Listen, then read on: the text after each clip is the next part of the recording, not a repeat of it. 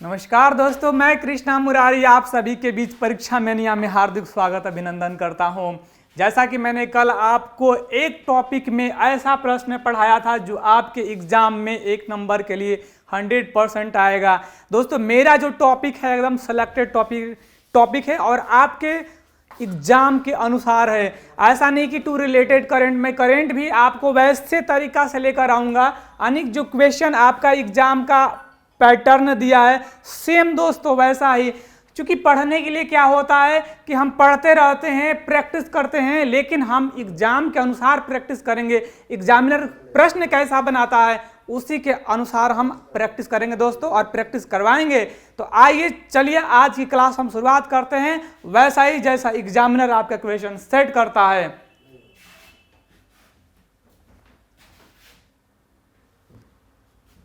देखिए, आज का प्रश्न है आपके सामने, बनाइए जल्दी से, कि भारत के किस राज्य के पास सबसे लंबी समुद्री तट है। देखिए, आपको बात बता देते हैं कि भारत के किस राज्य, यहां से आपको लगता है एक प्रश्न आपको तट बंदरगाह से आता है, नदी पर्वत पहाड़ से आता है। तो ये सारा टॉपिक जो है आपका सभी एमसीक्यू के माध्यम से हम टॉपिक कंप्लीट करा देंगे।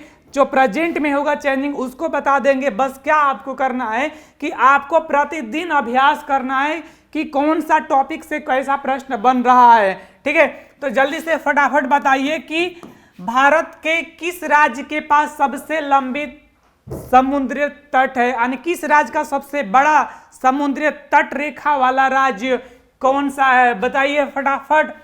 केरल, गुजरात, आंध्र प्रदेश, तमिलनाडु, बताइए। केरल, गुजरात, आंध्र प्रदेश, तमिलनाडु। यानी सबसे ज्यादा लंबी समुद्री तट रेखा वाला राज्य आपका है गुजरात है। कौन सा है? गुजरात।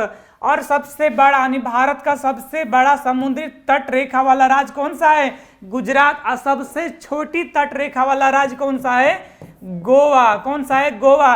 यानी टोटल यानी भारत के समुद्री के टोटल यानी भारत के टोटल समुद्री तट की लंबाई कितनी है? 7516.6 किलोमीटर, जिसमें से गुजरात अकेले कितना 1600 किलोमीटर लंबी दूरी में स्थित है। यानी भारत का सबसे लंबी तटीय समुद्री रेखा वाला राज्य कौन सा है? गुजरात। और सबसे छोटी कौन सा है? आपका गोवा है। भारत के पूछ देता है कि भारत के किस राज्य की यानी भारत का समुद्री तट रेखा की लंबाई टोटल कितनी है? 1516.6 किलोमीटर, जिसमें से अकेला गुजरात राज्य 1600 किलोमीटर दूरी पर स्थित है।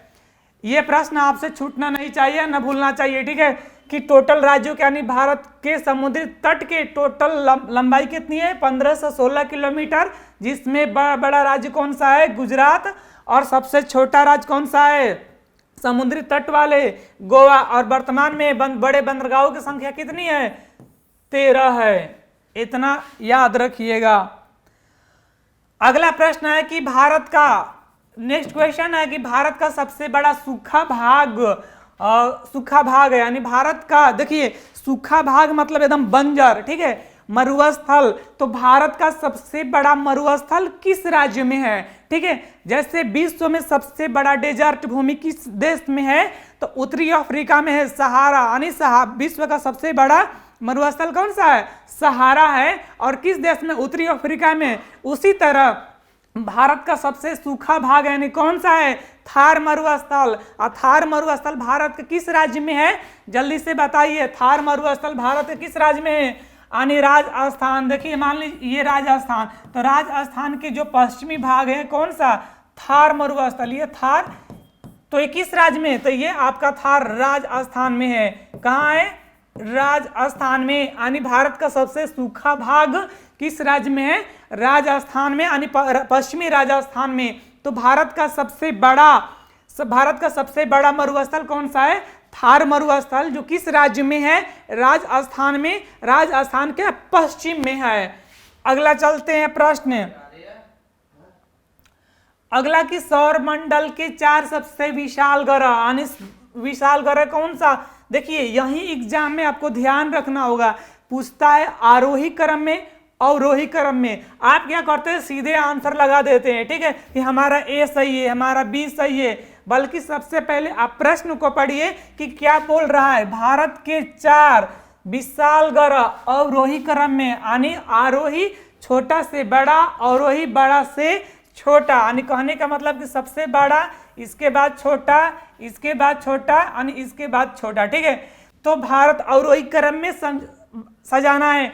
तो सौरमंडल का, यानी सौरमंडल का सबसे बड़ा ग्रह कौन सा होता है, बृहस्पति। देखिए बृहस्पति इसमें भी है, बृहस्पति इसमें भी है, ठीक है। तो सौरमंडल का सबसे बड़ा ग्रह कौन सा है, तो बृहस्पति। चलिए बृहस्पति यहाँ, अब देखिए बुध सबसे क्या है, छोटा ग्रह, इसलिए आपका ये विकल्प नहीं होगा। बुध, बृहस्पति, शनि, देखिए बुध पहले छोटा ग्रह है, ये भी नहीं होगा, ठीक है। बृहस्पति, इसके बाद कौन है, शनि आता है, इसके यूरेनस और नेपच्यून। लगता है कि विकल्प आपका सी होगा, बृहस्पति और बुध। देखिए यानी बुध सबसे छोटा, इसलिए आपका ये गलत है। यानी सौरमंडल के सबसे विशाल ग्रह अवरोही क्रम में कौन सा है, बृहस्पति, शनि, यूरेनस और नेपच्यून। आपका विकल्प कौन सा सही है, सी नंबर, ठीक है।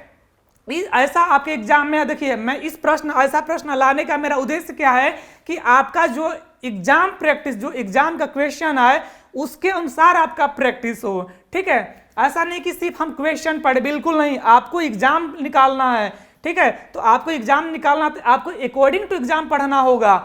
अगला प्रश्न पे चलिए। अगला प्रश्न है कि निम्न का मिलान कीजिए। देखिए ऐसा प्रश्न में कैसे आप बनाइएगा। सबसे पहले हम लोग क्या करते हैं कि सबसे पहले आपको याद होता है कि चाय सीधे लगाते हैं पश्चिम बंगाल में, दार्जिलिंग में, असम में। नहीं, आपको क्या होता है कि पहले देखिए आप प्रश्न को पढ़िए कि चाय, यानी चाय कहाँ होता है, तो सीधे आप चाय कहाँ होता है, असम में। गन्ना कहाँ होता है, उत्तर प्रदेश में। मूंगफली भारत में सबसे ज्यादा गुजरात में, और सेब सबसे अधिक कहाँ होता है, हिमाचल प्रदेश में, ठीक है। तो आप डायरेक्ट ऐसे नहीं बनाना है आपको। कैसे आप बनाइएगा, चूंकि आपका एग्जाम में 1 नंबर के लिए क्वेश्चन इंपॉर्टेंट होता है, नहीं तो फिर आप जीएस को कमजोर मत समझिए। जीएस का उतना ही महत्व है जितना आपका मैथ का महत्व है, हिंदी का महत्व है, इंग्लिश का महत्व है, रीजनिंग का महत्व है। जीएस भी आपका प्लस पॉइंट है, ठीक है। तो ऐसे प्रश्नों को बताइए जल्दी से कि इसको मिलान करना है। तो चाय, अब देखिए विकल्प ए से चलिए, यानी चाय कहाँ होता है, असम में। विकल्प में देखिए ए का टू किस में है, ए का 2 इसमें भी है, इसमें भी है। तो सबसे पहले देखिए A3, इसको कट कर दीजिए, ये आपका विकल्प नहीं है। A4 ये भी विकल्प नहीं है। फिर आप देखिए A2 इसमें भी है। अब मिलाइए गन्ना, यानी बी जो है किसमें है, गन्ना उत्तर प्रदेश में। B का 3, देखिए B का 4 है, इसका मतलब कि ये नहीं। अब आगे मिलाने की जरूरत नहीं है, आपका 100% आंसर ये हो जाएगा।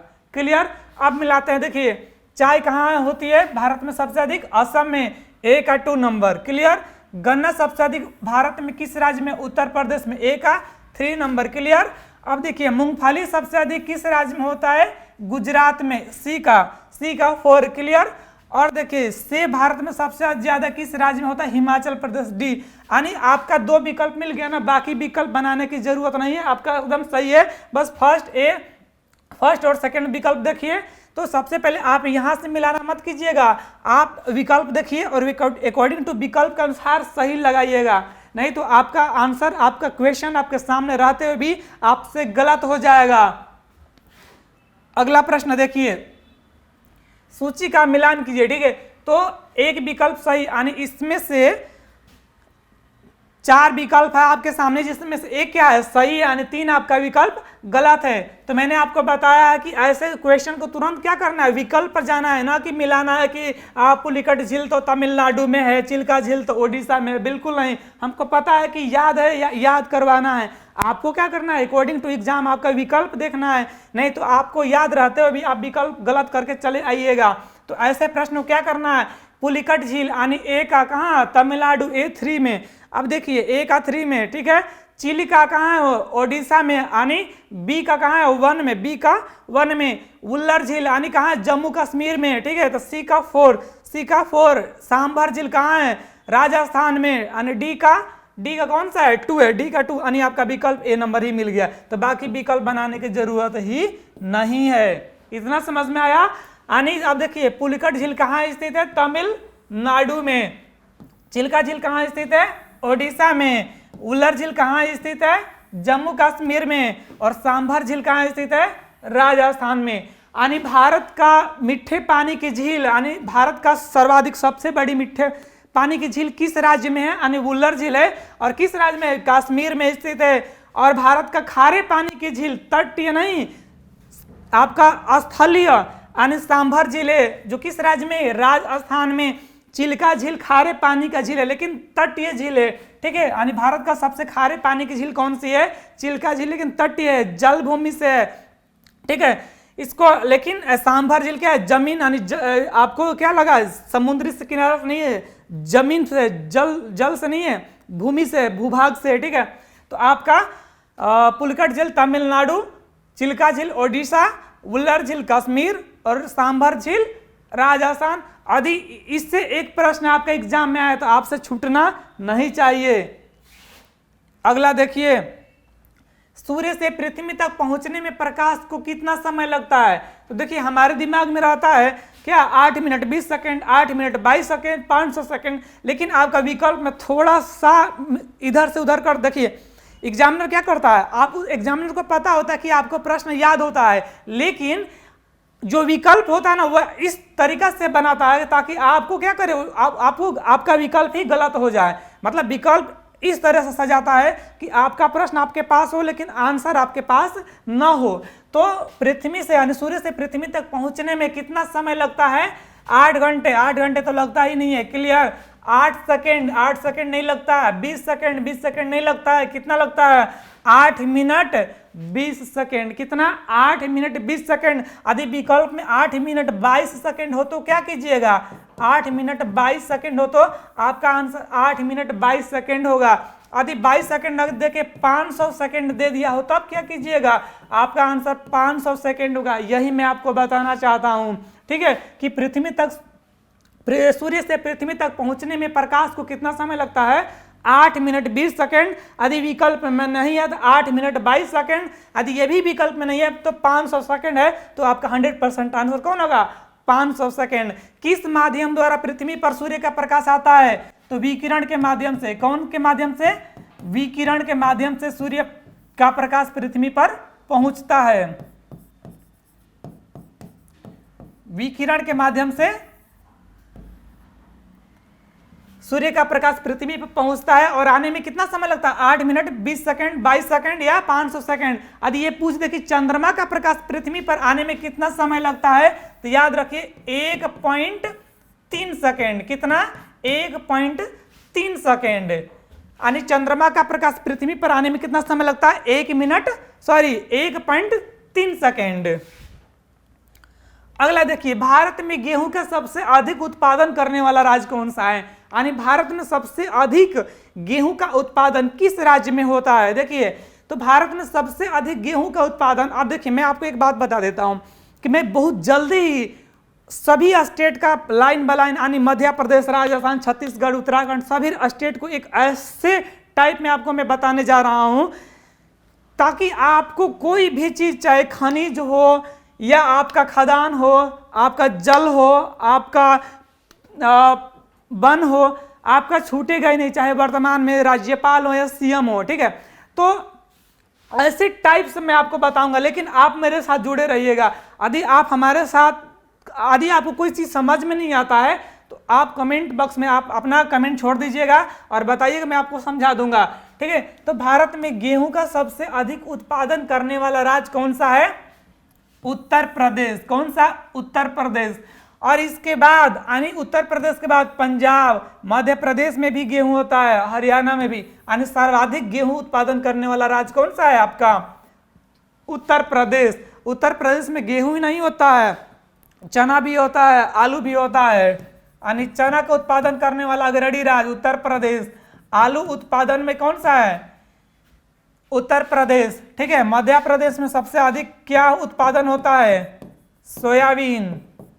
इसके बाद और क्या होता है? तिलहन का उत्पादन मध्य प्रदेश में होता है, तिलहन। इसके बाद दलहन का उत्पादन भी होता है, सबसे अधिक मध्य प्रदेश में होता है, ठीक है। चलिए, आज का प्रश्न था, अगला प्रश्न पे चलते हैं।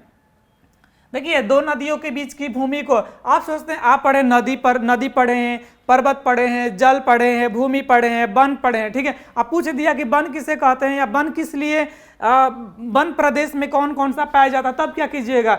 देखिए एग्जामिनर आपको घुमा देता है, ठीक है, आपके पास सटीक क्वेश्चन होते हुए भी आपके पास आंसर नहीं होता है, और इसीलिए मैं ऐसे प्रश्न में बताने जा रहा हूं ताकि आपका कंफ्यूजन जो है ना दूर हो जाए।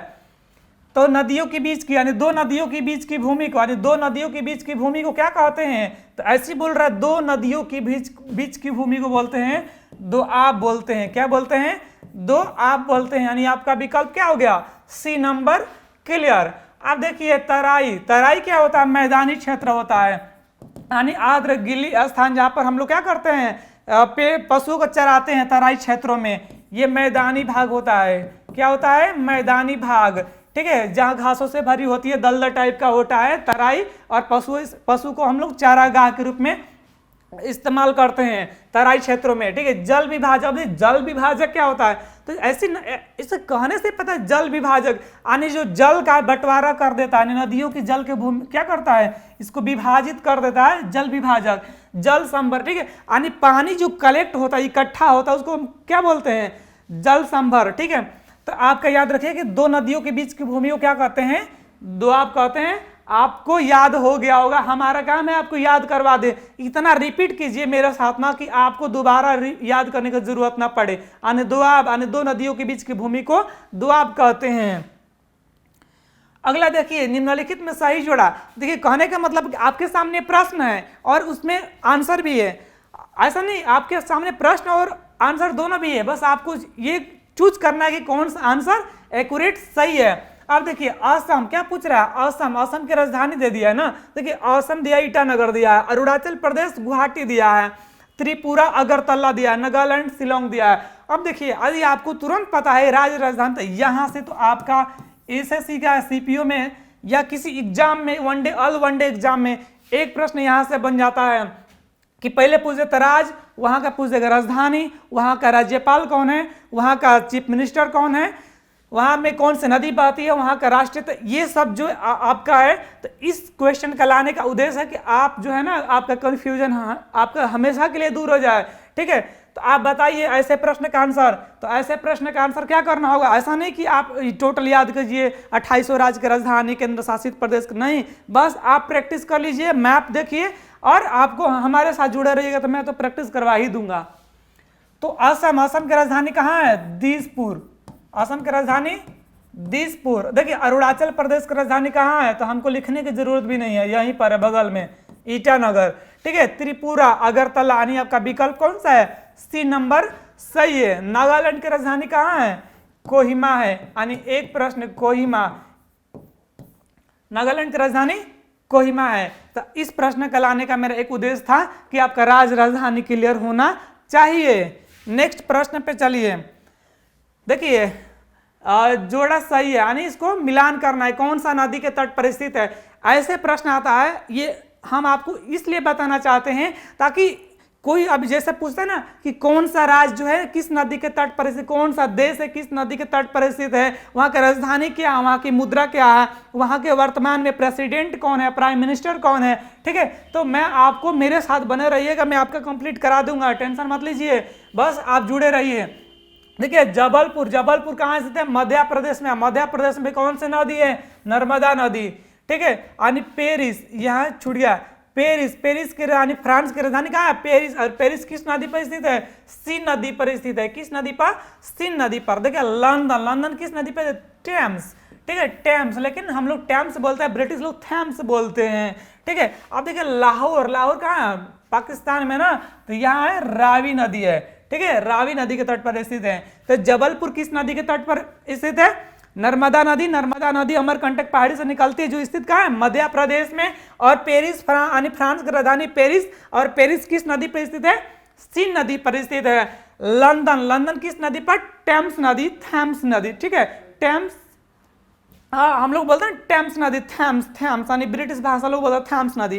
ठीक है, लाहौर, रावी नदी। ऐसा इस प्रश्न लाने का उद्देश्य है कि आपका राज्य, आपका देश, आपका नदी क्लियर होना चाहिए।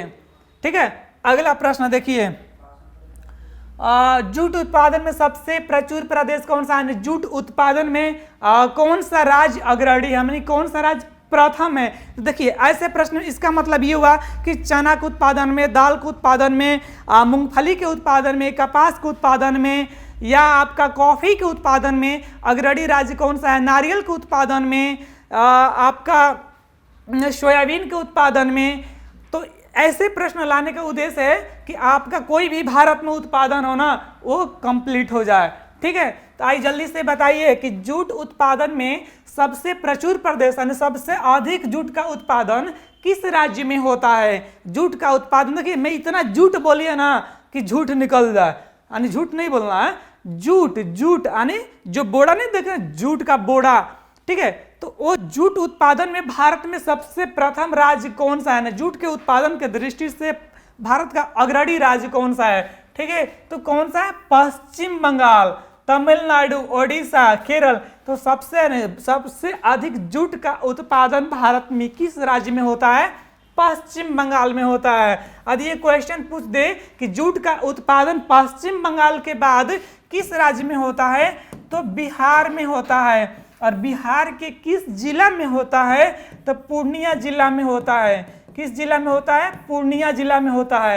यदि विकल्प में पूर्णिया ना हो तो कटिहार में होता है। कहाँ होता है? कटिहार में। ठीक है, यानी जूट का उत्पादन, अब पूछे भारत में, पूरे विश्व में जूट उत्पादन की दृष्टि से भारत का स्थान है, पूरे विश्व में जूट उत्पादन में कौन सा है? भारत का स्थान प्रथम स्थान है। ठीक है, भारत का स्थान कौन सा है? प्रथम है। और इसके प्रतिद्वंदी देश कौन सा? बांग्लादेश। यानी दूसरा किसका स्थान है? बांग्लादेश का स्थान है। बांग्लादेश का स्थान है। कौन सा? दूसरा। यानी पहला किसका है? भारत का, और दूसरा कौन सा? बांग्लादेश है। यदि भारत में राज्य पूछे तो पश्चिम बंगाल। ठीक है, इसके बाद कौन सा? बिहार है। तो बिहार में पूर्णिया है, कटिहार है। तो आपको इस प्रश्न से याद रखिए कि जूट, आज के बाद आपका जूट जब भी आए ना, तो याद रखिए सीधे कि भारत प्रथम स्थान है, और दूसरा कौन सा है? विश्व में जूट उत्पादन में प्रथम देश कौन सा है? भारत। दूसरा बांग्लादेश। आदि भारत में पूछ दे कि जूट उत्पादन की दृष्टि से प्रथम राज्य कौन सा है, तो पश्चिम बंगाल है।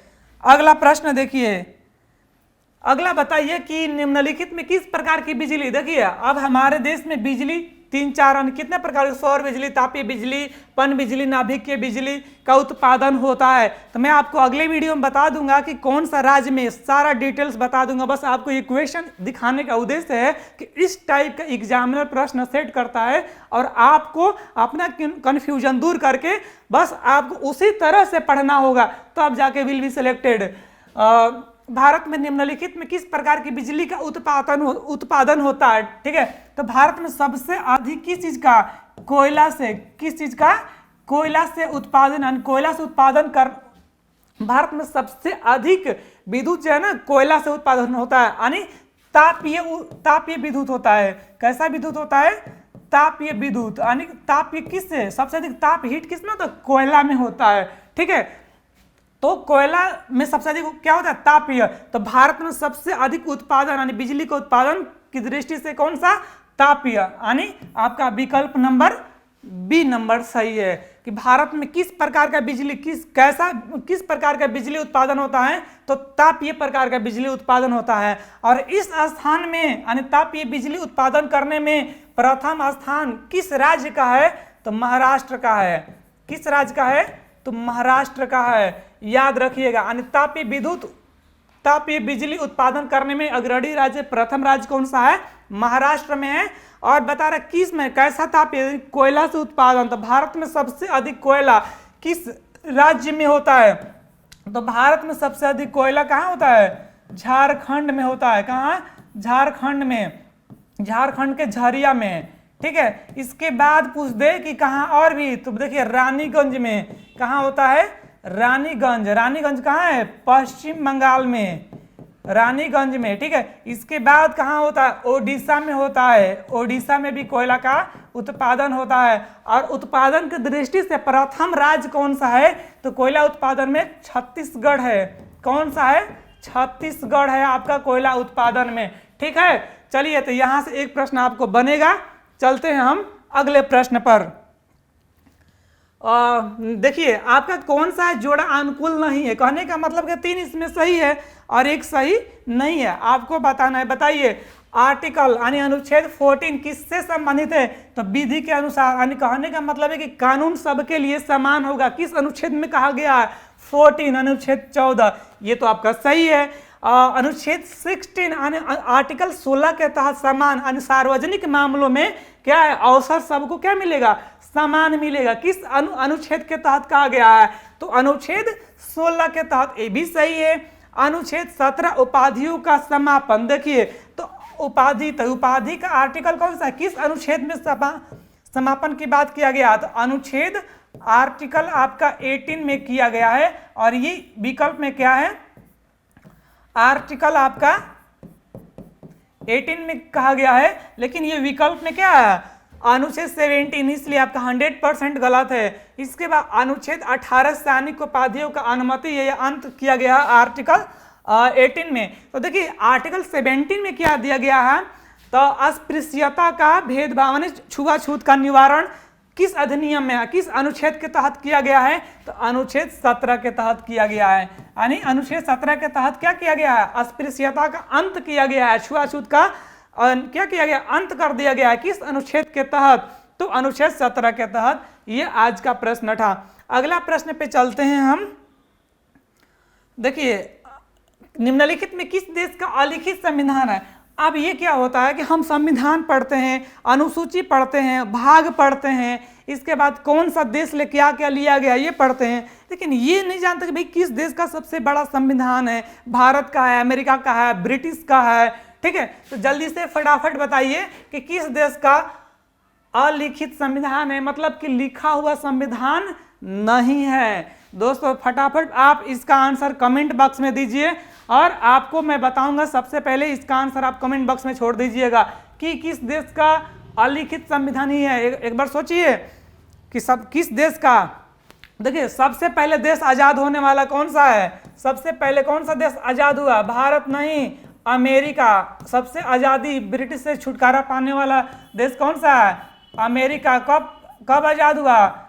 4 जुलाई 1776 में। कब? 4 जुलाई 1776 में। और इसका संविधान बना, इसका संविधान लिखित है। तो यूएसए यानी विकल्प ए है। इसका मतलब कि ये विकल्प जो है ना, इसका लिखित संविधान है। अब देखिए पाकिस्तान, तो पाकिस्तान भारत से अलग हुआ कब? 14 अगस्त। इसका आज़ादी, हम लोग का देश कब स्वतंत्र हुआ? 15 अगस्त 1947 यानी 1947 में। और पाकिस्तान 14 अगस्त 1947 में यानी 1947 में। तो भारत का लिखित संविधान है, क्योंकि संविधान हमारे संविधान सभा द्वारा लिखा गया, अपनाया गया और लागू किया गया, ठीक है। तो भारत का संविधान तो लिखित है, पाकिस्तान का संविधान तो लिखित है, यूएसए का संविधान तो लिखित है। तो कौन सा देश है भैया जिसका संविधान लिखित नहीं है? तो आपका आंसर क्या है? यूनाइटेड किंगडम यानी ब्रिटेन का संविधान लिखित नहीं है, क्योंकि वहां का जो है राजा रानी के तहत संविधान चलता है। अगला प्रश्न देखिए दोस्तों, आज का प्रश्न इतना ही था और मैंने आपको प्रश्न से रूबरू कराना चाहता था, ताकि आपके एग्जाम में जैसा प्रश्न आता है अकॉर्डिंग टू वैसा ही आप पढ़ाई कीजिए, फालतू के मत पढ़िए। कोई सेट बना रहे हैं तो आपका जैसा एग्जाम का पैटर्न है सेम वैसा ही पढ़ाई कीजिए। कौन सा टॉपिक पढ़िएगा, कैसे कौन सा करंट पढ़िएगा, बहुत सारा किताब करंट मार्केट में, वैसा लाने की जरूरत नहीं है। बस आपका जो कितना 20 4-5 करंट का पूछता है, मैं आपको टॉपिक बता दूंगा कि कौन सा टॉपिक से कौन सा कैसा प्रश्न आता है। बाकी यदि आपको मेरा पढ़ाई पसंद आया या कहीं समझ में नहीं आया तो प्लीज़ आप हमको कमेंट बॉक्स में अपना बताइएगा कि सर आपको मेरा या इस क्वेश्चन में ये डाउट हुआ, मैं आपके डाउट क्लियर कर दूंगा। यदि वीडियो पसंद आए दोस्तों तो लाइक, सब्सक्राइब और शेयर जरूर कीजिएगा। और मैं आप लोग के लिए गाइड करने के लिए उपस्थित हुआ हूँ, ताकि आप लोग को कोई कन्फ्यूजन जो हो रहा है आपका दूर हो जाए। तो दोस्तों मिलते हैं हम अगले वीडियो में, तब तक के लिए जय हिंद, धन्यवाद।